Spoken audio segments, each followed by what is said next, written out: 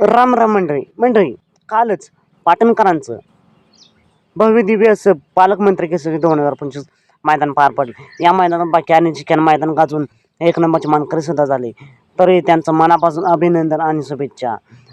तर सलग दुसऱ्या दिवशी बकासूर सज्ज झाला आहे भुईंजकरांच्या मैदानात पाळण्यासाठी। या मैदानात एक नंबरला बक्षीस असणार आहे 1,00,000 रुपये। तर बकासूरचा पायरा आणि गट कोणता हे आपण पाहूया। बकासूरचा पायरा ज्यांनी या बैलगाडी क्षेत्राला वळण लावलं असे पैलवान विलास यांचा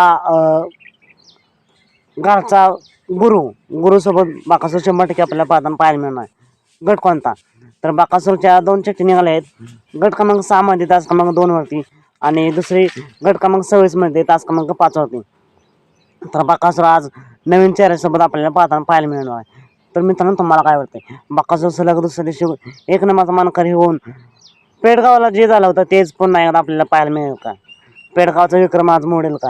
हे कमेंट करून नक्की सांगा। तर बकासूर आणि गुरुला तसेच या मैदानात येणाऱ्या सर्वच नंदींना मनापासून खूप खूप शुभेच्छा।